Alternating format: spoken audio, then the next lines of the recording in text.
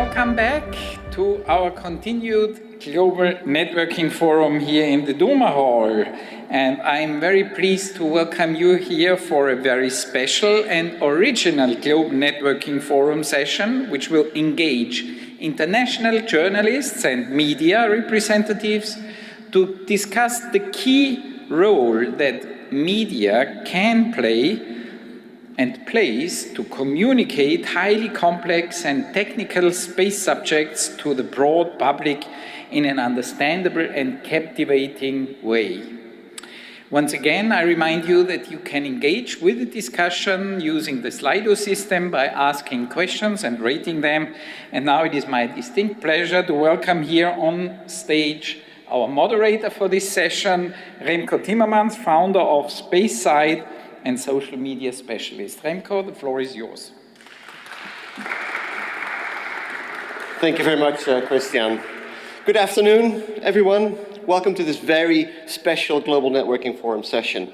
I'm very happy to host this media panel for you this afternoon, and I'm very happy because this is one of the first times, if not the first time, that IAF is bringing the space media on stage. The space media, as Christian already said, plays an important role at events like these, but of course also for our industry in general, as the channel for telling the world about all the exciting things that we do in space. My name is Remco Timmermans. As Christian said, I'm the director of SpaceSide, a media agency specialized in using social media in space organizations. I work for several clients in space technology, events, and space applications.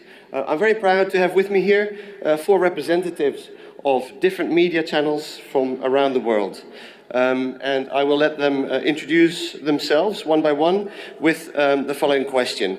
So I'll ask you to please introduce yourself and briefly describe the position of your news channel in bringing space news to your audiences, and how do you see your role as journalist in setting the tone about space news. And Stacey, I'd like to start with you. Thank you so much. Thank you for having me on this panel. It's a pleasure and an honor. I represent RT, Russia Today, the TV channel, the global network of TV channels, and I'm a producer for space news and space coverage. Why our source is a great source for space news is because we broadcast in several languages, in English, in French, in Arabic and Spanish, in German soon, and in Russian. And what's fun for me to do at RT is that you have to communicate what space is for each of the nations through our network. It's very interesting because the space is very international and it's very varied, and our TV represents that really well. And the amount of coverage we get and the amount of views we get really helps us to get the message about space into the world. Thank you. Thank you. I'll go to the other side of me here. We're socially distanced, as you can see, so my panelists are quite far away. But Stephen, if you can answer the question. Yes, hello. You have to press the button. Is that Yes, work? Lovely. Good afternoon. Thank you, Remco, very much.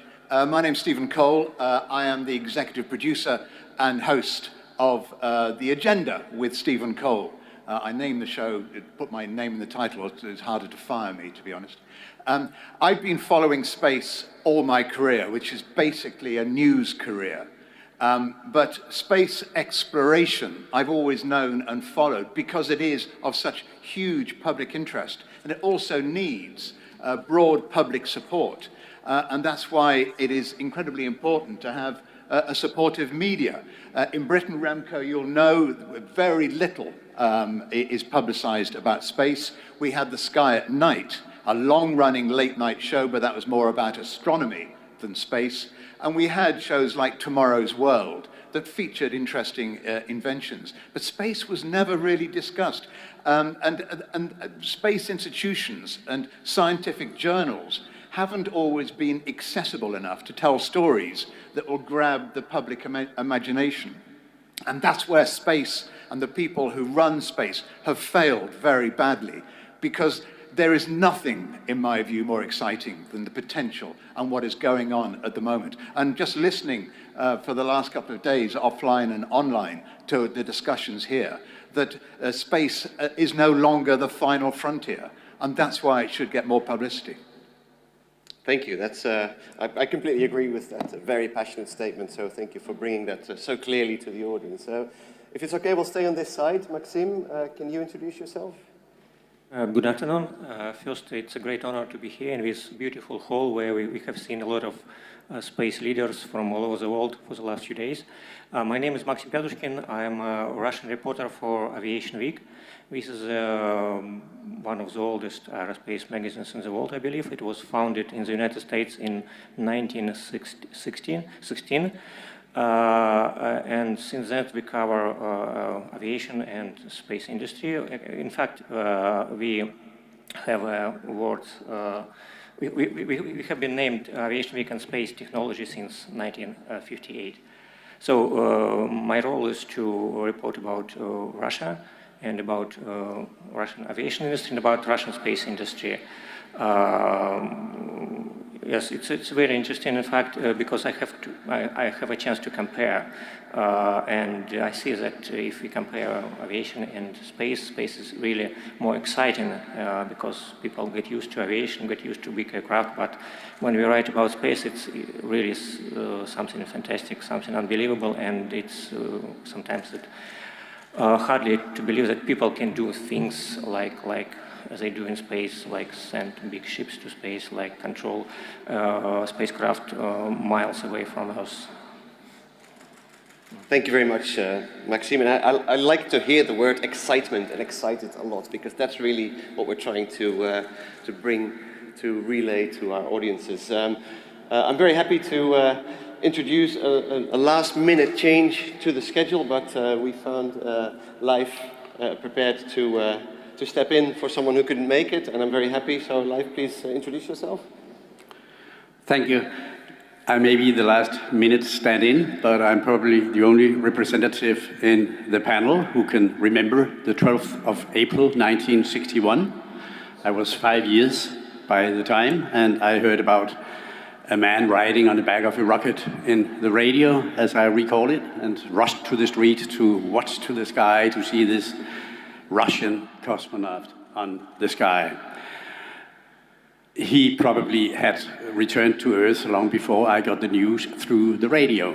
But he became an inspiration for me, and only 15 years later, I entered the Niels Bohr Institute of Physics in Copenhagen and had decided that I would become a physician. After another 15 years, I experienced, sadly, that space has a very bad image in the media. So I quit science and joined journalism and found myself back in that radio I heard in 1961. And now, after 40 years with journalism and media, primarily radio, I have quit journalism and started on my own independently as an educator, teacher, and consultant, bringing science and communication together, teaching in journalism and science communication. Thanks. Thank you very much, Leif. And it's interesting to have a hardcore radio man here, if I may say so, representing a large part of the history of what happened, especially here in Russia and in the early days, that many people actually experienced through radio. So it's really good to see that represented. And we'll have a look at the evolution of media as we continue this panel. But the first question I'd like to ask really talks about this history and how things have progressed over time. So the way space exploration activities have been portrayed and promoted to the non-space community and the general public has changed and evolved over the past 60 years. In those same 60 years, public opinion has changed and evolved too. From global excitement, there's the word again, in the 1960s, maybe in the 1970s, to much less interest, less knowledge, and even an anti-space attitude in some cases nowadays. So, to your opinion, what is the role of media in influencing this public attitude, this not always very knowledgeable and even negative attitude sometimes towards space exploration? And I'll start with Stephen this time. Button. Okay.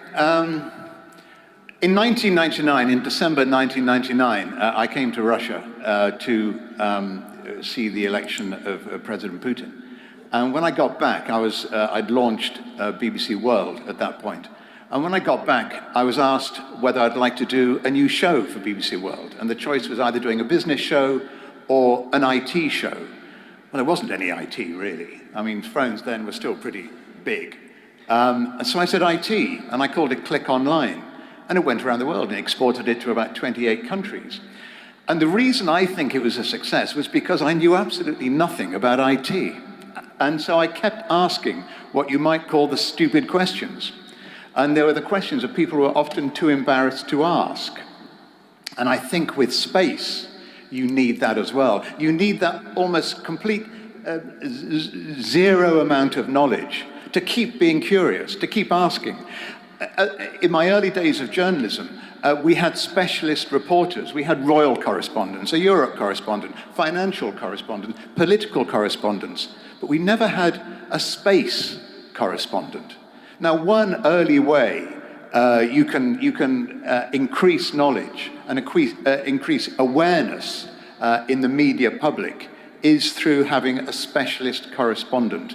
Not on a journal, not on a scientific journal, in a news machine. Because they will tell the stories that people can find accessible. And the really good stories, and we're talking about a story here today, 60 years ago, Yuri Gagarin going up to space. And we remember Yuri Gagarin, even now. Even people who don't follow space remember him. I was just talking to Pascal. She remembered, Shepard. She remembered the people who've been to the moon. So the best stories, and my argument is the best space stories, are always told through people. And if you can personalize space stories, then you're halfway there. And of course, the big story, the current story at the moment, is creating interest, is the billionaire Jeff Bezos. He's the richest man on Earth, and he's taking his brother on a jolly to outer space. And people are paying millions to go with him. That's a great story. But if you use Bezos as an example, so people, oh, Jeff Bezos going to space, and then explain something about space, you've got an easy audience. Well, thank you very much. Maxim? First, I don't agree that general public lose interest in space. What I've seen, maybe it's my personal perception, that it's a new revival of the interest to space business, to space in general, because I think that space becomes closer to every one of us. Here we've seen a lot of small countries that set in very ambitious goal to reach moon, to send spacecraft to space. And we see a lot of private companies that come to space business. And this means that people are getting more and more interested in this sphere, to my mind. And speaking about the role of the media, I think space media is no different from general media. Our role is to tell stories, to tell people what is going on in space business in a language they can understand. And we should educate people, we should explain them what is space and what is space exploration. And now we have a lot of means, a lot of new means to do it, because we have internet, we have video, we have audio. All these technical means, they become cheaper and more accessible to any journalist, and he can make its coverage more wide and more quick. Thank you very much. I'm writing down a few keywords while you speak, because there's a message here, and I will summarize that. Stacey. I would like to ask you all to think of Yuri Gagarin. Do you remember the videos of Yuri Gagarin going to space? Do you remember the videos of the Apollo 11 mission going to space? I think we are all imprinted in a way with these images in our head, and we only have them in our head because they have been in the media. They're only there in our head as a story because the media at some point published them, and now we're republishing them. And every single person in the world who has a TV or has internet connection has those images. So the question I would like to ask all of the people on the panel, as well as the people in the room, is how do we imprint more space images into people's heads? There are several ways of doing this. First of all, as my colleagues have mentioned, we need more people, more personas for space, because the Apollo 11 mission and Yuri Gagarin are personas who live with us. This is a story you will never forget and you will want to tell to your children. And if we do not create more personas like such in the industry, they will not be imprinted. The stories won't stay forever. It could be done by books, because everyone knows of Tintin, right? And that also lives everywhere. It's not a real hero, but everyone knows that that's about space. That's how children are told about space. And today we need to figure out a way of not just having Jeff Bezos and Elon Musk as space representatives, but other people, because we need people from the industry. We need the companies and the state agencies to start giving us people we can talk to and we can show their representation in the papers. To me, as a journalist, one of the biggest concerns is that when I try to connect with a company or with a state agency, I cannot find contact. I start Googling, let's say, some space agency communications officer or representative, nothing. Or I go on a website and I can't find a phone. So for me, as a journalist, the only way of meeting you is through conferences like such. So I come here, I meet people, I get the cards, and I am blessed in this way. I get to meet all of you in person. But let's say there's a space enthusiast somewhere in a small country and he doesn't have the resources or the time or the possibility to come. How is he going to tell your story? So please go back to your websites and create an email which is not info@spacecompany.com, but press@spacecompany.com or inquiry@spacecompany.com. That will really help me and everyone on this panel to tell your story, and your story should be imprinted in everyone's brain. Thank you. A very powerful message indeed, and it's true what you say. It's interesting to find out, and maybe Leif remembers that better than me, but following Gagarin's mission, following Apollo 11, in those days, at the moment itself, was a radio thing. There were no live images. The images that we have of the Apollo crew landing on the moon only came to Earth much later. So when it actually happened, there were no or very few images and nothing was live, so it was a radio thing. So Leif, how do you see the media influencing this public opinion about space? Well, I do remember, as you and recall, the science coverage and the space coverage in the 1960s, in Gagarin's era, as exciting. Those days, science was exciting, space was sexy.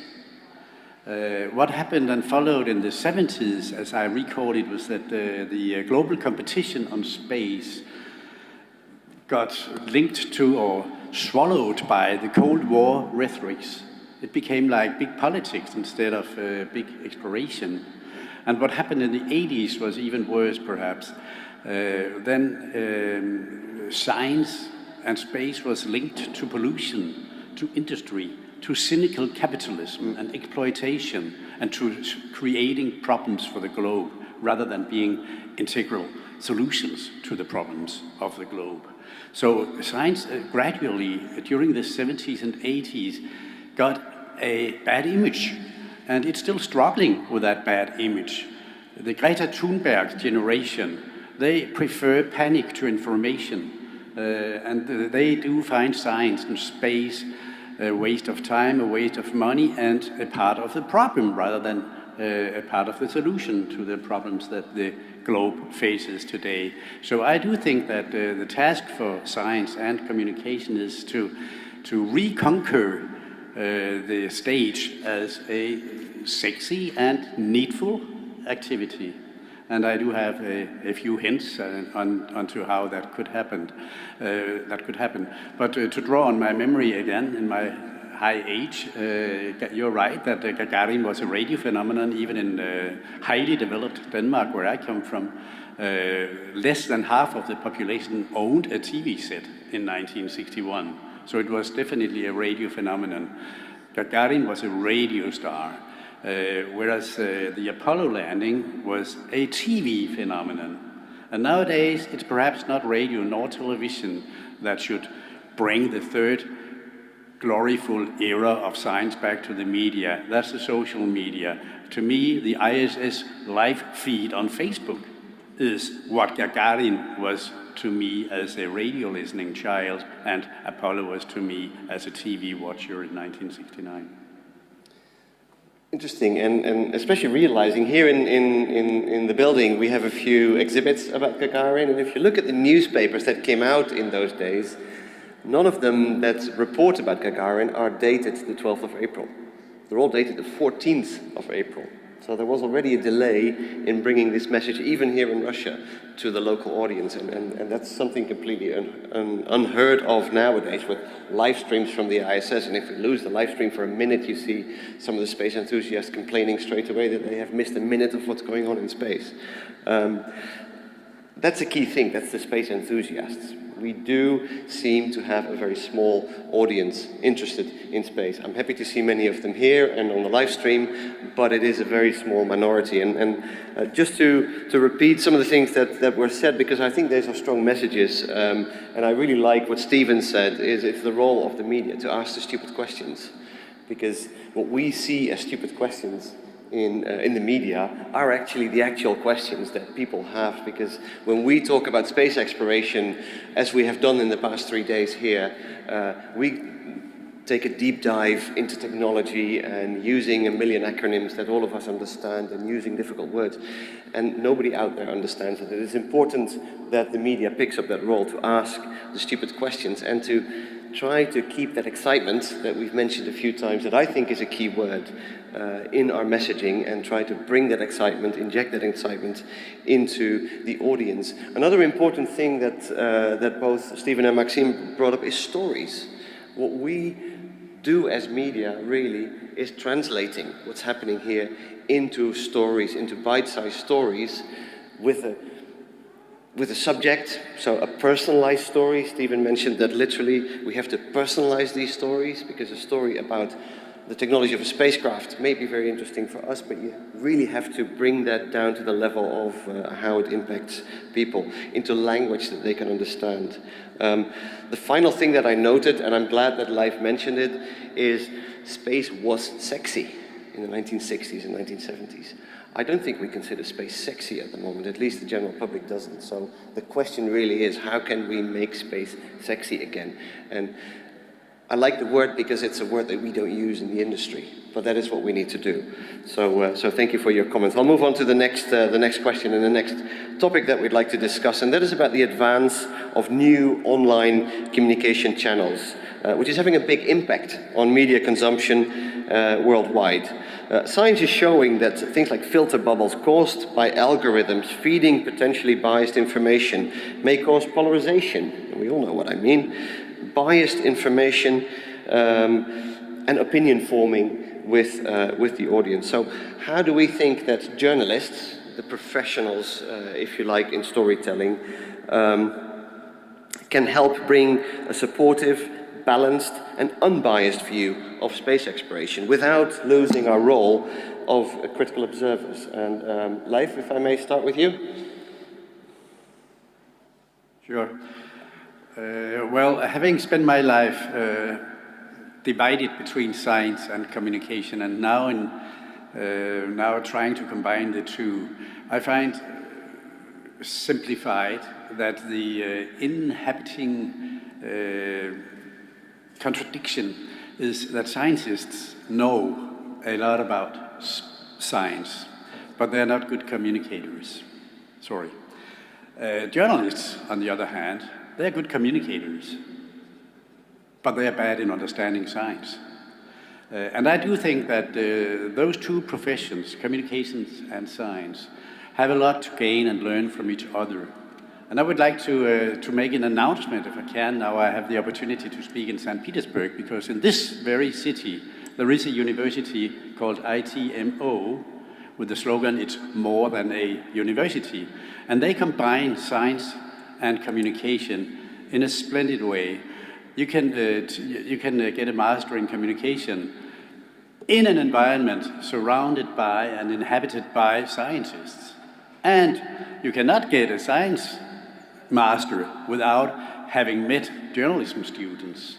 And these two professions, they kind of cross-fertilize each other in a splendid way.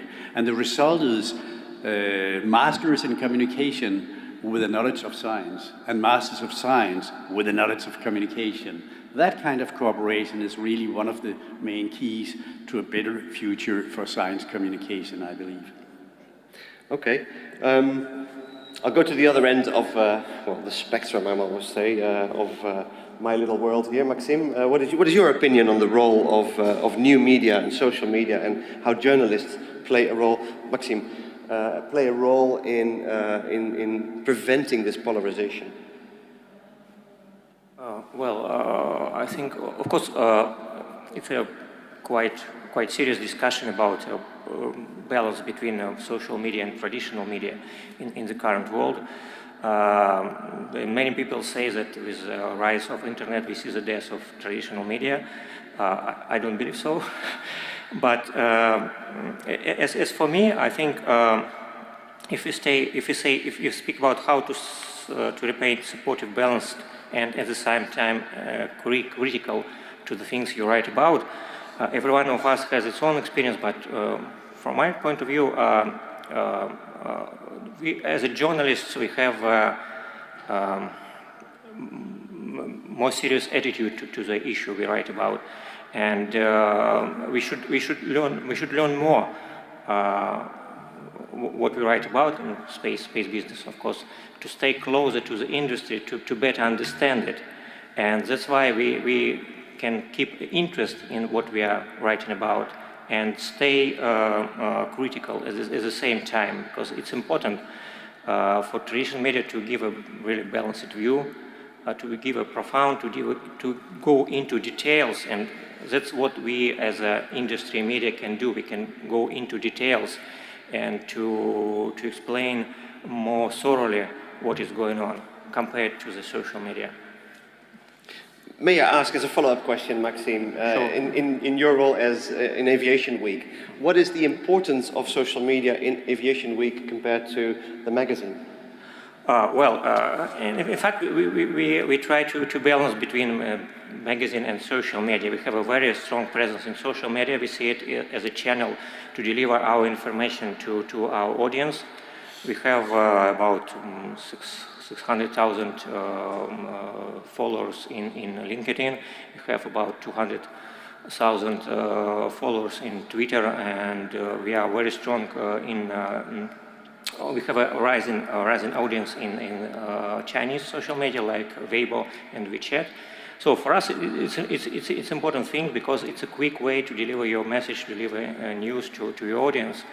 But it's a way to bring audience to your content, because people they see our titles in social media and they go to our website and to read our stories if they are interested.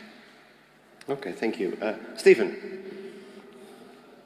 Can I just go back a few seconds and explain that it's so important to your previous question, Remco, please excuse me, to show the benefits that space exploration would bring to society. That's a good way of reaching people. Improvements to healthcare, finding ways to protect planet Earth.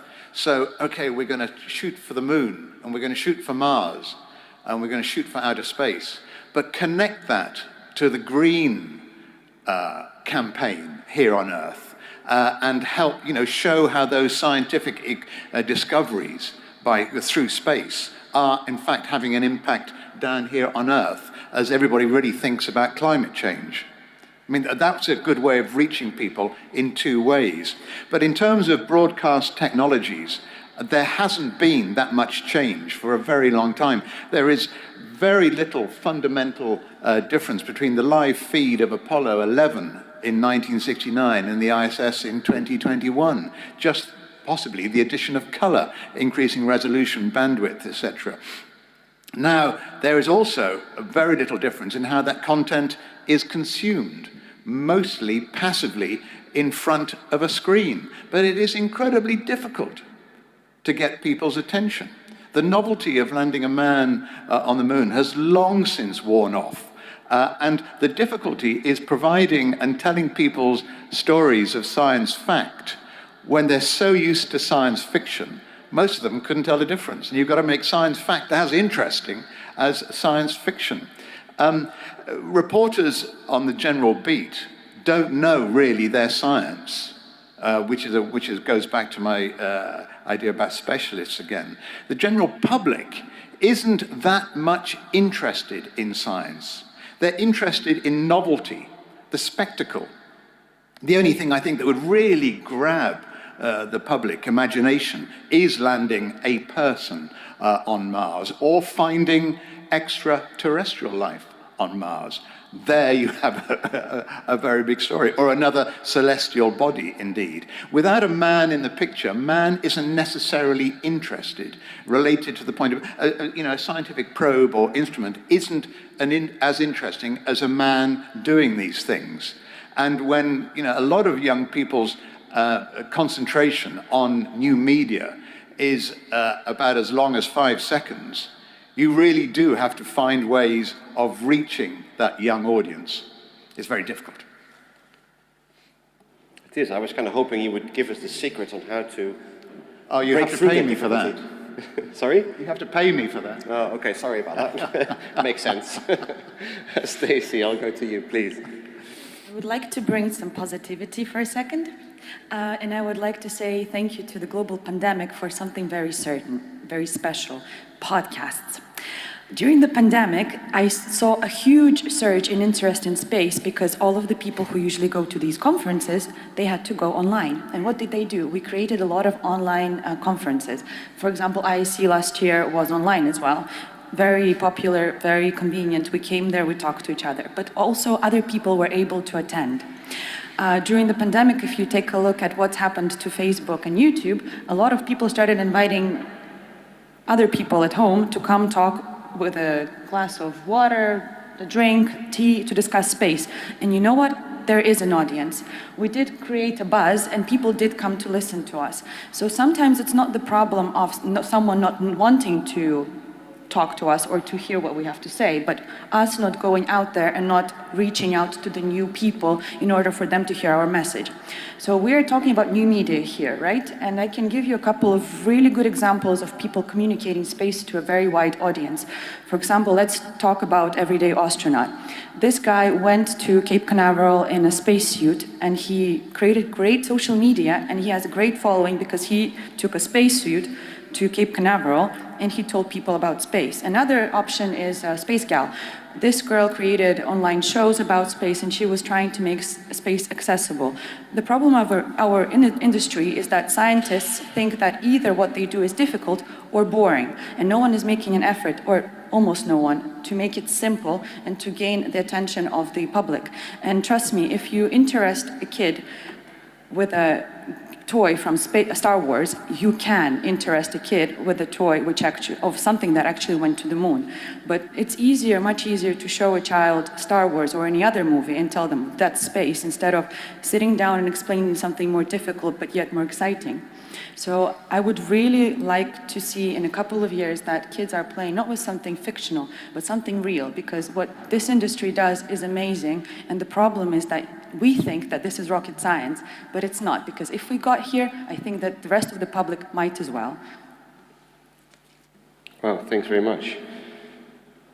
Leif? Thanks. It warms my old radio heart to hear this praising of podcasting, because that's radio, just even better because you decide when you listen to it. Talking about how to embrace the media and becoming sexy again. I agree to the role and to the effort that the pandemic made. It simply made microbiologists and epidemiologists rock stars of the media of today and saviors. Instead of representing the dangers, they suddenly represented our saviors, bringing us health, those who developed the vaccine, etc. There was a long time between two epidemiologists at primetime TV just 2 years ago. Something has happened here, and I think this is like the vacant image for science and space, also to exploit, seeing ourselves as saviors or surveyors of our globe, space for the climate, along with the outreaching, exotic who's going to first land on the Mars race. That's not that sexy any longer. But space for the climate, marketing cosmonauts as global gardeners or climate watchers or the like, that could be a way to embrace an already existing positive wave for future generations. It's not like the technicians backstage we should promote. We should promote the Cosmos for Climate movement. Yeah. I mean, that is true. Can I just add to what that was absolutely right. And it's true also to say that every business and organization and government wants to know how to communicate in this internet age.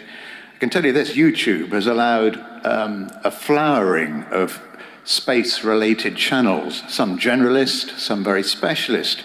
It's a bit of a golden age in that regard, I think, but only for the converted, because the man in the street, again, has to be persuaded to watch this. The middleman has also disappeared. If I want to see a live feed from ISS, I don't need the BBC or CBS or RT or CGTN, to show it to me. I can go directly to NASA's website or YouTube channel or its Twitter feed. And speaking of Twitter, space agencies know how to upload bite-size content that's heavy on visuals. As I've just said, the public has the attention span of a goldfish. So it has to be by storytelling. Space is no longer the final frontier, and setting up those space correspondents will give them plenty of time on air. There is one very good example of that, and that's Colonel Chris Hadfield, who you may know, 166 days in space on 5 separate missions. They're all the astronauts have been pilots and commanders of space vehicles or former Air Force pilots, and I made a note about some of his stuff.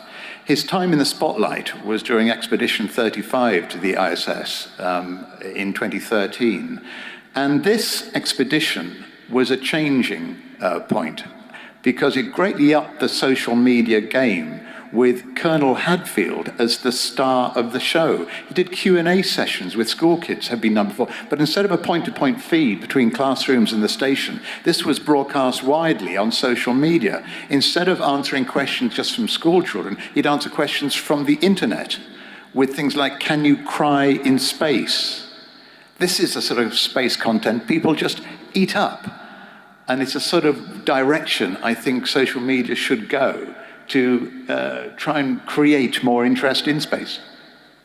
Excellent. And actually, Stephen, you triggered a thought that I use often in my talks about social media. What Chris Hadfield did during that exact mission was setting an example on how social media can actually involve a much wider audience, breaking out of the space bubble, if you like, by something special that he did. And I'm sure most of you have seen him playing the guitar on board the ISS and covering a David Bowie song. And that video that was created, was put on YouTube, was watched hundreds of thousands of times without the permission of David Bowie. That created some kind of an issue, but that was later solved. But what he did is he brought space to, which has a very limited audience, to music lovers, which has an extremely big audience. And by playing the guitar in space and by turning upside down and by letting go of his guitar, he triggered questions in those music lovers who watched that for the song. And that was a very good thing.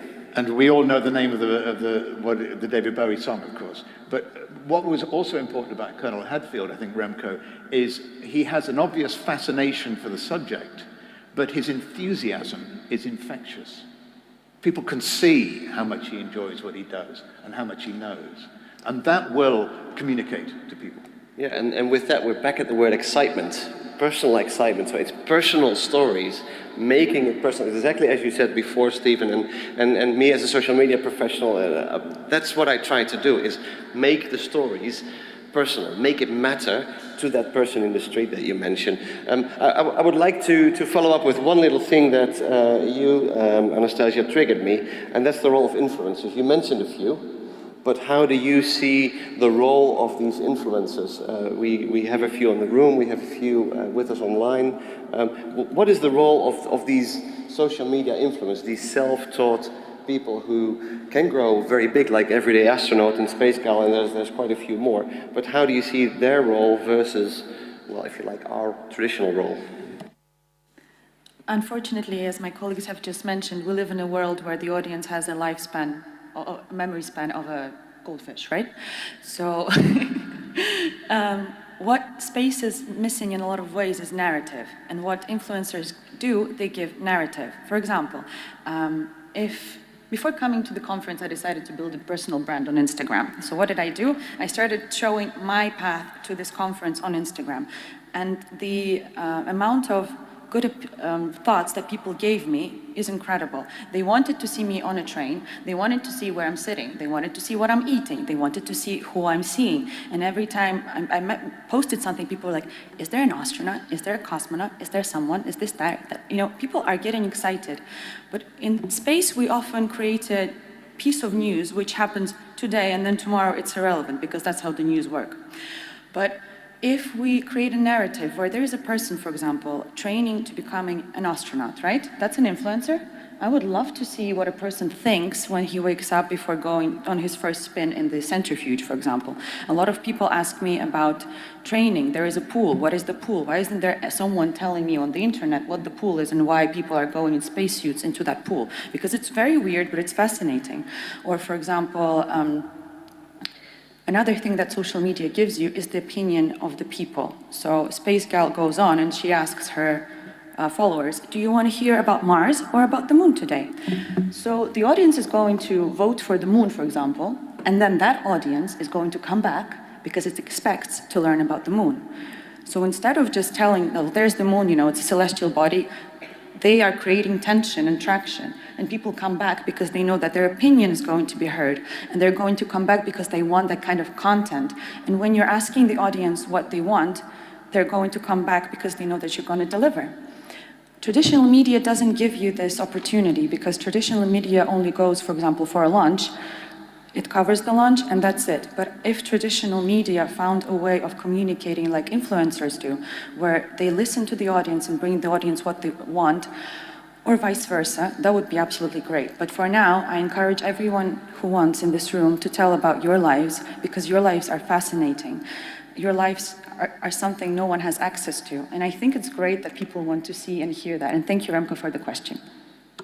And I'm actually going to add on to that because when we're on the topic about personalizing stories, it's something that all of us can do. Many of us are active on social media, and the example that you gave, Stacey, is perfect. By telling your story of how you experience this event, that's really what people are interested in. And I'm going to challenge you to do a little experiment, because we all take pictures of things that we post on social media. There is a big difference if you take a picture of a random object, a rocket. You take a picture of a rocket and you post it and people will like it or not. Now take that same picture, but turn around and put yourself in the picture. Many people are too shy to do that. People are not interested in me. There's this cool rocket and try it. You'll get at least twice the number of likes if you put yourself in exactly that same picture. I don't know why people are so, well, I do know why people are so interested, because people want to see a personal experience. They don't want to see the rocket, they want to see a person and the rocket and the personal experience that that person has in that particular situation. So that's a tip, free tip, if you like, on how to improve your social media presence in that sense. I'm going to move on to the last question, because again, that is something where we are looking more at you, and we're going to ask you a few things. This is about what you here in the room and online can do to help the media tell those stories.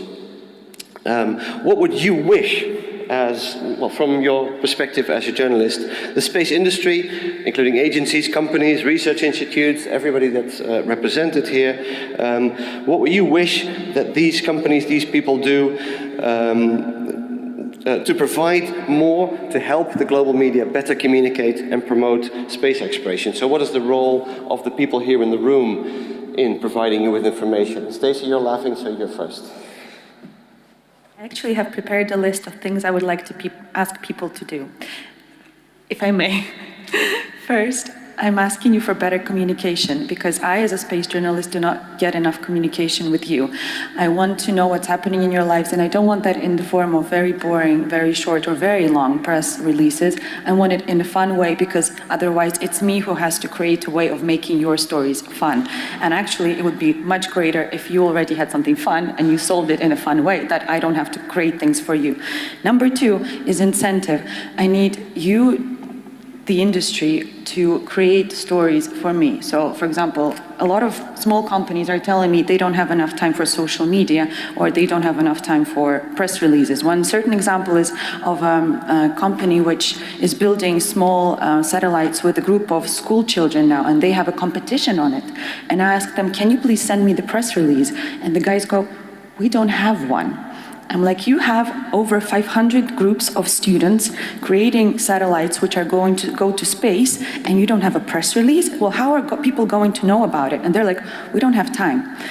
And the third is, please create a person who is representative to the media, because when I go again on your website, I want to find a name or a phone number or an email where I can find you, because otherwise I will not be able to find you, which means I won't be able to tell your story. And I think that your story should be told. So those three, communication, incentive, and a person of contact, would be great.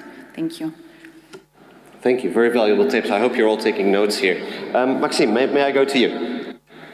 Okay, I agree with Anastasia that, in fact, the advice is quite simple. Be more open to media and be ready to communicate with media. Don't hide from us. And please understand that we need when we need information for you, we need it quite quick because news became obsolete very quickly. And I would say that many space companies go this way. And for example, if you speak about Roscosmos, they do a great deal of communicating with media. But there is another problem. A lot of companies, they do corporate media, and they produce a lot of corporate content, including video, written content, and so on. And sometimes there is illusion that the corporate media can substitute real media. And I think this is a problem because corporate media can't stay critical as traditional media do.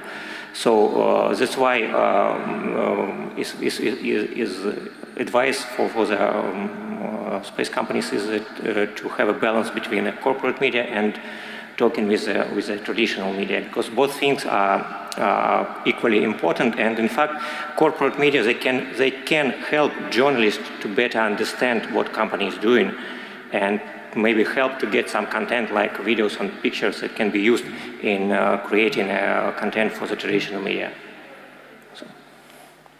Okay, thank you. I'll stay on this side. Stephen?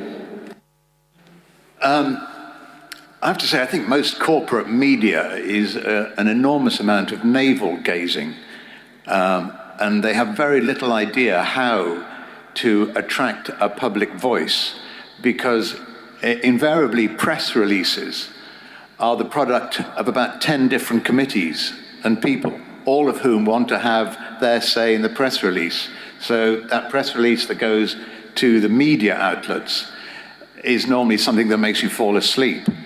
A dry NASA press release on paper could be turned into a 30-minute piece with visuals and a guest expert to translate if it was written well, and written in such a way to jog people's imaginations in the morning, the editor perhaps. Otherwise, there's 2 or 3 levels of media when it comes to this. After all, commercial broadcasters need to sell a product. They need to sell soap. If space content doesn't help them do that, then what use is it? A Man on Mars sells a lot of product, a lot of soap. Specialist media, like space-related YT channels or science programs like PBS's Nova, are preaching to the choir. Public broadcasters tend to split the difference, more and deeper content than commercial, but not as much detail as the specialists. But again, it goes back to writing. It goes back to very simple communication of shouting about what you've achieved and where science is going and what the ambition is in space, and sold with the right level of infectious enthusiasm. If you do that, then people will get interested. And you've got to take that story out to the schools and the colleges. You know, one person, once I did a series of charity things at the UN around engineering, and a young man said, how do you make, going back to sexy again, how do you make engineering sexy? And because, you know, when I tell people I want to be an engineer, they sort of tend to yawn a bit. And it's probably true of scientists. You know, scientists are in their own world and they need to move into ours. And one problem about that is most governments, and I might be going out on a limb, and Remco, you'll know far more than me, are run by arts graduates, not science graduates. So they don't have a vested interest in selling science. Very good point, and that's kind of linked to what Leif was saying earlier, that we should put some effort in science education to include science communication, and vice versa, that we should insert some science into journalism to create exactly that balance between journalism and science and engineering. But Leif, may I ask you the same question? What do you expect from the people here in the room and the people online to give you to better report? People tell stories, not facts, not press sheets, not diagrams. The three basic dimensions of good storytelling is information, fascination, and identification. People demand stories in which they can identify themselves. I could have been here, I could have met the astronauts, I could have had that badge. Identification, fascination, and space is the most fascinating piece of science I know of. So you should be so rich in fascinating stories, but put persons to them rather than facts.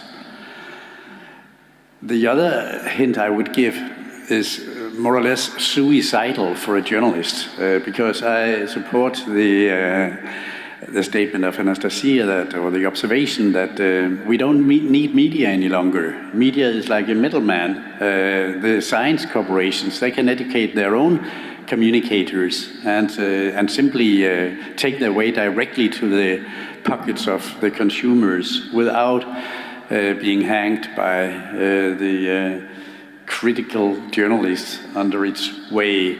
So provide the media, but also the users in broad and general, the media consumers, with fascinating, identifiable stories about space and science. And thirdly, give it a chance to rebrand for the next decade, to rebrand science and space from industry and technology into saving the globe from the climate. Science and space as the saviors of our global climate issue. That's like a statement or a brand that would sell automatically for the next decade. Thank you. That's a very powerful message. Before I summarize this session, we have a few minutes and we have quite a few questions. So I'm personally going to take the challenge to take the questions that I can't answer right now because we run out of time, and see if I can answer them online through social media, and perhaps IAF is willing to help me there to get some of these questions out, because there's a lot of valuable information. Let me first of all go to the top question, and Stephen, if I may address that question, it's in your screen, the top question to you. It's really about how to reconcile journalism in your specific case with working for government-run outlets that are unfortunately sometimes accused of publishing propaganda. Yeah, every government-run television station is accused of pushing propaganda. Most 24-hour news global stations are vanity projects, and they are a license to lose money, in other words. I've launched 4 or 5, I launched Sky News in '89, I launched CNN International in America, and then I launched BBC World, and I launched Al Jazeera. in London and then Doha. Al Jazeera, when it was launched, was Terror TV. That's how Donald Rumsfeld described Al Jazeera. And when I left, and this isn't a coincidence, when I left, 9 years later, Hillary Clinton said it was the best news channel in the world, which was quite a change, quite a shift. But a lot of channels have a bias towards the government, whether it would be TRT in Turkey. I can't speak for any others. I've executive produced and presented 87 shows, and I don't recognize any propaganda in any of those shows. I have to say that I steer well clear of politics. Very good, thank you very much. I would like to move on to the two questions that are voted up next, but I'm going to combine them because they're very close together. You can only see one of them, so I'll read them out. The first one is about competition in space versus cooperation. Again, someone using the word sexy in the question. So what is more sexy for media to catch the attention of public? Is it the competition, or is it this collaboration that we've been talking about for 3 days and that we're all looking forward to? And I'm going to combine it with the next question, which says, how important is the role of astronauts in helping media keep and raise public excitement? So this is the human versus the robotic space exploration. So we have two extremes, and well, maybe I can ask who would like to pick up this question. Yeah, Maxim? Okay, answering the first question, I think it's a straight answer is that, of course, competition is more sexy for media to attract attention in public. But I think the point is not about competition or cooperation. We can focus on achievement, and I think the achievement as a story is the most sexy things to attract the attention. So I think that's what we should focus on writing about space, on achievements, not on competition. Excellent. Anyone else want to pick this up? Leif? I feel convinced to competition on space belonged to the 1970s and ended up with a bad image of science and space. I think cooperation would be like a newsbreaker. Cooperation, I see for me a campaign, a global campaign with astronauts and cosmonauts as the ambassadors of a global alliance for the climate. The climate gardeners or watchers campaigned jointly by the NASA, the ESA, the Chinese space agencies, and Roscosmos. That would be a newsbreaker to go together to save the climate by knowing about it, by measuring it, by watching it from space. Stacey? I would like to point out that in both competition and cooperation there is a shin, which is also in innovation, and both cooperation and competition creates innovation, so we don't care if it's competition or cooperation, we want things to be new. Unfortunately, the world sells scandal better than success and friendship, so I'm not going to say that competition doesn't create a bigger buzz, but if you do something great, amazing, and then you sell it to the media, it's going to be still better than anything else. And about the astronauts, I think there was a piece about the astronauts. Sorry, whether it's astronauts help to make the story more interesting. Absolutely, because we've mentioned on this panel a couple of times today that space needs a face, and an astronaut is the ideal space face. So if we put those together and we also teach the person to communicate with other people, like Chris Hadfield did, how a couple of other, I'm going to mention Paul Nespoli as well, and others. Brian Cox. Brian Cox is a brilliant example. So the more new faces we get who will actually talk to the public, the better. And I would like to welcome Sergei Konstantinovich also, who is a great cosmonaut and an example of a person who communicates really well.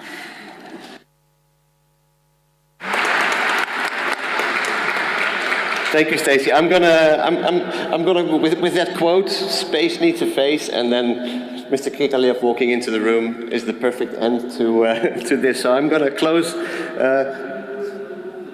I'm going to close by concluding that I'd like to thank my panelists for stepping away from their usual positions in the dark corners of the room and into the spotlight. I would like to thank you, the audience, here in the room and online, and I would like to, I would invite you to find us online and try to continue this discussion. As I said, I will try to answer some of the questions online. And finally, I would really like to ask, to thank Christian and the IAF for the initiative, for bringing the space media on stage at this conference, and I really hope that today can be a template, an example for engaging the media in space conferences much more actively going forward. So thank you very much.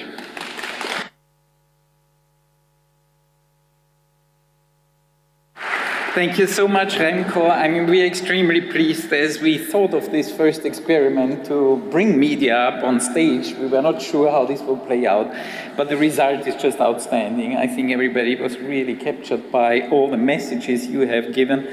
And I think this is the way to go forward. At the end, we, the IAF, are the world-leading advocacy organization in space. If we do not get together and cooperate with media, then I think we have a problem. So we are happy to cooperate with you, and I'm sure we'll continue this series of panels also in the future. Thank you very much.